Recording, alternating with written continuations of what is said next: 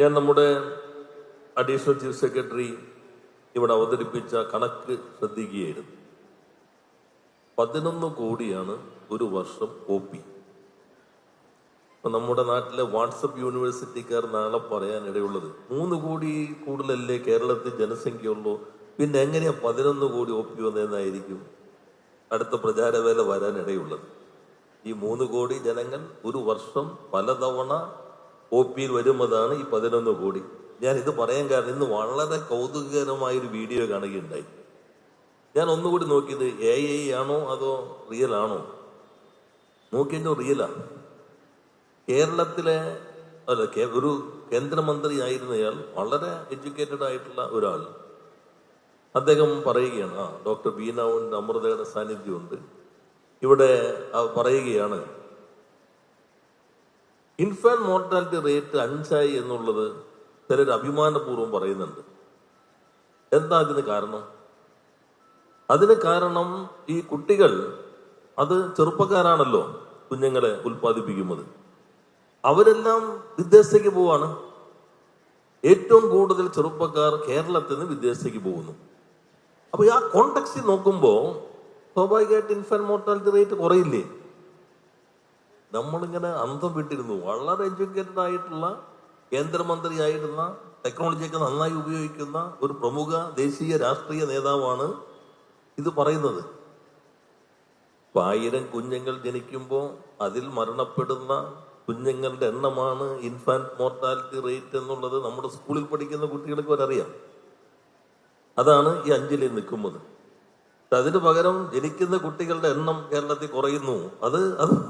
ഇതാണ് നമ്മുടെ നാട്ടിലെ നല്ല അറിവും വിദ്യാഭ്യാസവും ഉള്ള ആളുകൾ പോലും പ്രചരിപ്പിക്കുന്നത്.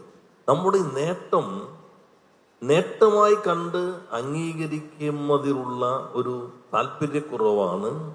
അദ്ദേഹത്തെ അറിയാമായിരിക്കും, അറിയില്ല എന്ന് ഞാൻ കരുതുന്നേ ഇല്ല. ഞാൻ 2 നോക്കിയത് AI ഇതാണ്, നമുക്ക് അറിയാൻ പറ്റില്ല. ഇപ്പോൾ നമ്മൾ പറയുന്ന പോലെ തന്നെ അതേപോലെ പറയിപ്പിക്കാൻ പറ്റുന്ന കാലാണല്ലോ. ഇന്ത്യയിൽ ഇത്രയും അധികം പബ്ലിക് സെക്ടർ ഹെൽത്ത് കെയർ സംവിധാനത്തെ ആശ്രയിക്കുന്ന ഒരു ജനങ്ങൾ മറ്റൊരിടത്തുണ്ടെന്ന് പറയാൻ കഴിയില്ല. OP നോക്കിയപ്പോ ഏകദേശം 35 ലക്ഷത്തോളം അല്ലേ OP, IP 35 ലക്ഷം. OP നേരത്തെ പറഞ്ഞു 11 കോടി, IP 1.25 ലക്ഷത്തോളം സർജറി. ഇത് എന്തുകൊണ്ട് സാധ്യമായി? ഇപ്പോ ഇവിടെ ഇരിക്കുന്ന പല ഡോക്ടേഴ്സൊക്കെ ഉണ്ട്. ഞങ്ങൾ പബ്ലിക് ഹെൽത്തിൽ ഞാൻ MP ആയിരിക്കുമ്പോൾ ഞാൻ നേരത്തെ പറഞ്ഞു, ഡയാലിസിസ് സെന്റർ ആരംഭിക്കാൻ ആലുവ താലൂക്ക് ആശുപത്രി സെലക്ട് ചെയ്തു. ഞങ്ങളും അവിടുത്തെ IMA എല്ലാവരും ചേർന്നിട്ടാണ്. അന്ന് കേരളത്തിലെ മെഡിക്കൽ കോളേജിലല്ലാതെ ഒരിടത്തും ഡയാലിസിസ് ഇല്ല. ജനറൽ ഇല്ല, ജില്ലാ ആശുപത്രി ഇല്ല. അന്ന് ഹെൽത്തിന്റെ ചുമതല വഹിച്ചിരുന്ന വളരെ പ്രധാനപ്പെട്ട ഉദ്യോഗസ്ഥരുണ്ട്, MP ഇത് തുരുമ്പ് പിടിച്ച് പോകുള്ളൂ, വെറുതെ സാഹസത്തിന് നിൽക്കണ്ട.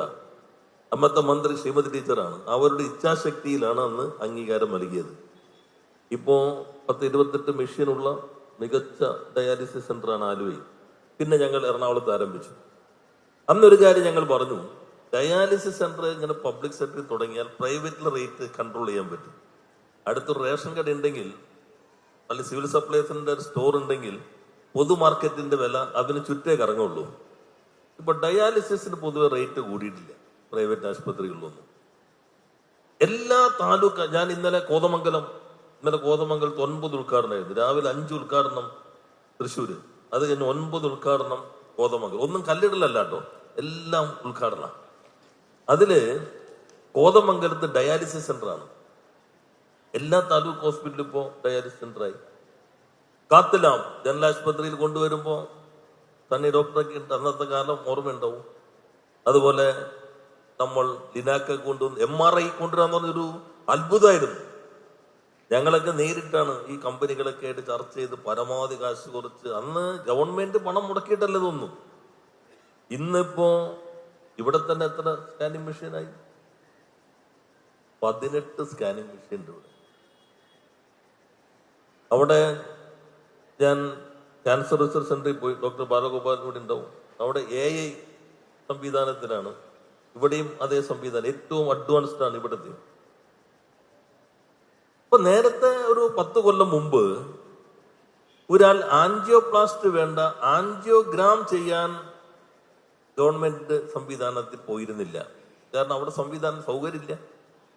ഡയാലിസിസ് ചെയ്യാൻ ഈ അപൂർവം മെഡിക്കൽ കോളേജിലോ അല്ലെങ്കിൽ ഈ അപൂർവമായ സ്ഥലത്തെ പോകാൻ പറ്റുമായിരുന്നുള്ളൂ. ഇപ്പോ ഇവിടെ ശേർഷയുണ്ട്, ഡോക്ടർ ശേർഷ പുതിയ DMO. അദ്ദേഹം ജനറൽ ആശുപത്രിയുടെ സൂപ്രണ്ടായിരുന്നു ശേർഷ. ഹൃദയം മാറ്റിവെക്കുന്ന ശസ്ത്രക്രിയ ഇന്ത്യയിൽ നടത്താൻ സൗകര്യമുള്ള ഏക ജനറൽ ആശുപത്രിയാണ് എറണാകുളത്ത് ഇന്ത്യയിൽ. എല്ലാ സൗകര്യങ്ങളും നമ്മുടെ പൊതു സംവിധാനത്തിലേക്ക് വരികയാണ്.